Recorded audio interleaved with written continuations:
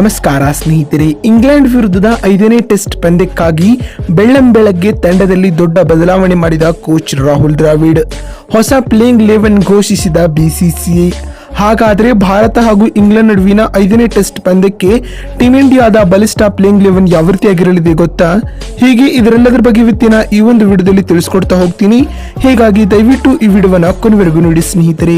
ಆದರೆ ಅದಕ್ಕಿಂತಲೂ ಮೊದಲು ನೀವು ಕೂಡ ಟೀಮ್ ಇಂಡಿಯಾದ ಅಭಿಮಾನಿಗಳಾಗಿ ಈ ವಿಡಿಯೋವನ್ನ ನೋಡುತ್ತಿದ್ದರೆ ತಪ್ಪದೆ ಈ ಕೂಡಲೇ ಈ ವಿಡಿಯೋಗೊಂದು ಲೈಕ್ ಮಾಡಿ. ಅದೇ ರೀತಿ ಸ್ನೇಹಿತರೆ, ನಿಮ್ಮ ಪ್ರಕಾರ ಭಾರತ ಹಾಗೂ ಇಂಗ್ಲೆಂಡ್ ನಡುವಿನ 5ನೇ ಹಾಗೂ ಕೊನೆಯ ಟೆಸ್ಟ್ ಪಂದ್ಯವನ್ನ ಯಾರು ಗೆಲ್ಲಬಹುದು ಎನ್ನುವ ನಿಮ್ಮ ಅನಿಸಿಕೆಗಳನ್ನ ಕಾಮೆಂಟ್ ಮಾಡುವ ಮೂಲಕ ತಪ್ಪದೆ ತಿಳಿಸಿ. ಹೌದು ಸ್ನೇಹಿತರೆ, ಪ್ರವಾಸಿ ಇಂಗ್ಲೆಂಡ್ ವಿರುದ್ಧದ ಟೆಸ್ಟ್ ಸರಣಿಯ 5ನೇ ಹಾಗೂ ಅಂತಿಮ ಟೆಸ್ಟ್ ಪಂದ್ಯವನ್ನ ಟೀಮ್ ಇಂಡಿಯಾವು ಇದೇ ಮಾರ್ಚ್ 7ರಿಂದ ಅಂದ್ರೆ ಇಂದಿನಿಂದ ಆಡಲಿದೆ ಸ್ನೇಹಿತರೆ. ಭಾರತ ಹಾಗೂ ಇಂಗ್ಲೆಂಡ್ ನಡುವಿನ 5ನೇ ಹಾಗೂ ಕೊನೆಯ test ಪಂದ್ಯವು ಧರ್ಮಶಾಲಾದ Himachal Pradesh cricket association ಮೈದಾನದಲ್ಲಿ ನಡೆಯಲಿದೆ. ಈಗಾಗಲೇ ಟೀಮ್ ಇಂಡಿಯಾವು 3-1 ಅಂತರದಿಂದ ಸರಣಿಯನ್ನ ಕೈವಶಪಡಿಸಿಕೊಂಡಿದೆ. ಇದೀಗ ಉಳಿದಿರುವ ಒಂದು ಪಂದ್ಯವು ಭಾರತಕ್ಕೆ ಆಟಕ್ಕುಂಟು ಲೆಕ್ಕಕ್ಕಿಲ್ಲ ಎಂಬ ಪಂದ್ಯವಾಗಿರಲಿದೆ ಸ್ನೇಹಿತರೆ.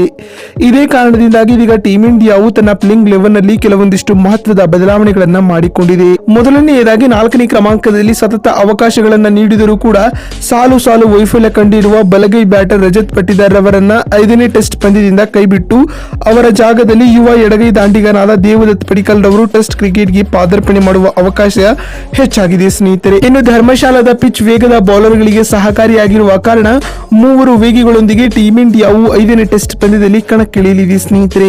ಹಾಗಾದ್ರೆ ಭಾರತ ಹಾಗೂ ಇಂಗ್ಲೆಂಡ್ ನಡುವಿನ 5ನೇ ಟೆಸ್ಟ್ ಪಂದ್ಯಕ್ಕೆ ಟೀಮ್ ಇಂಡಿಯಾದ ಬಲಿಷ್ಠ ಪ್ಲೇಯಿಂಗ್ 11 ಯಾವ ರೀತಿಯಾಗಿರಲಿದೆ ಅಂತ ನೋಡುವುದಾದ್ರೆ, ರೋಹಿತ್ ಶರ್ಮಾ ಹಾಗೂ ಯಶಸ್ವಿ ಜೈಸ್ವಾಲ್ ಅವರು ತಂಡದ ಪರ ಓಪನರ್ ಗಳಾಗಿ ಕಾಣಿಸಿಕೊಳ್ಳಲಿದ್ದಾರೆ. ಇನ್ನು 3ನೇ ಕ್ರಮಾಂಕದಲ್ಲಿ ಶುಭ್ಮನ್ ಗಿಲ್ ಅವರು ಪ್ಲೇಯಿಂಗ್ 11 ನಲ್ಲಿ ಗುರುತಿಸಿಕೊಳ್ಳಲಿದ್ದಾರೆ. ಅಂದಾಗೆ 4ನೇ ಕ್ರಮಾಂಕದಲ್ಲಿ ರಜತ್ ಪಟಿದಾರ್ ಅವರ ಬದಲಿಯಾಗಿ ದೇವದತ್ ಪಡಿಕ್ಕಲ್ ಪಾದಾರ್ಪಣೆ ಮಾಡಲಿದ್ದಾರೆ. ಇನ್ನು 5ನೇ ಕ್ರಮಾಂಕದಲ್ಲಿ ಸ್ಟಾರ್ ಆಲ್ರೌಂಡರ್ ಆಗಿರುವ ಮಿಸ್ಟರ್ ಸರ್ ಜಡೇಜಾ ಬರಲಿದ್ದಾರೆ. ಅಂದಹಾಗೆ 6ನೇ ಕ್ರಮಾಂಕದಲ್ಲಿ ಯುವ ಆಟಗಾರನಾದ ಸರ್ಫರಾಜ್ ಖಾನ್ ಕಾಣಿಸಿಕೊಳ್ಳಲಿದ್ದಾರೆ.